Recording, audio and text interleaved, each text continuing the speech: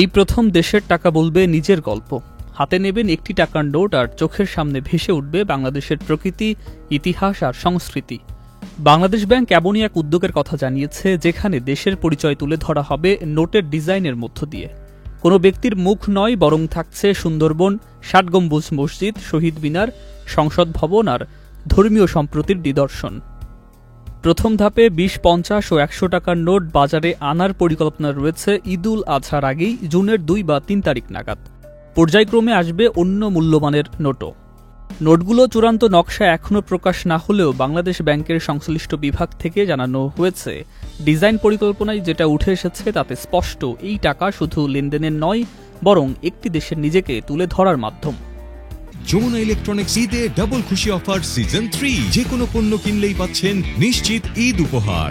১০০ টাকার নোটে দেখা যেতে পারে সুন্দরবনের রয়্যাল বেঙ্গল টাইগার, হরিণের দল আর বাগেরহাটের ৬০ গম্বুজ মসজিদ।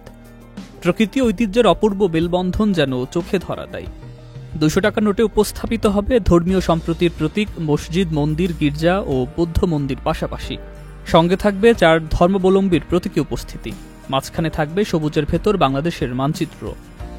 ১০০ টাকার নোটে সম্ভাব্য নকশায় একদিকে কেন্দ্রীয় শহীদ মিনার আর অপর পাশে থাকবে দেশের সর্বোচ্চ বিচারালয়, বাংলাদেশ সুপ্রিম কোর্ট। ১০০০ টাকার ডিজাইনে থাকবে সাভারের জাতীয় স্মৃতিসৌধ ও জাতীয় সংসদ ভবন, স্বাধীনতা ও গণতন্ত্রের প্রতীক একসঙ্গে, যা আমাদের আত্মত্যাগের প্রতীক। অন্যদিকে জাতীয় সংসদ ভবন, যা আমাদের গণতন্ত্রের সৌন্দর্য বহন করে। এ যেন একসঙ্গে মুক্তিযুদ্ধ আর গণতান্ত্রিক স্বপ্নের ছবি। শব্দটি থাকবে বাংলাদেশ ব্যাংকের নতুন গভর্নর আহসান হাবিব মনসুরের স্বাক্ষর।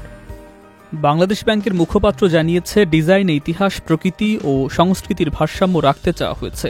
এসব নোটের চূড়ান্ত ভার্সন বাজারে ছাড়ার আগে প্রধান উপদেষ্টা ড. মোহাম্মদ ইউনূসকেও তা দেখানো হবে। এই ঘোষণার পর থেকেই সাধারণ মানুষের আগ্রহ বেড়েছে কয়েক গুণ। অনেকে বলছেন, এই উদ্যোগ শুধু সৌন্দর্যের নয়, এটি দেশের পরিচয়কে নতুনভাবে তুলে ধরার চেষ্টাও। সুকান্ত সরকার, চ্যানেল আই।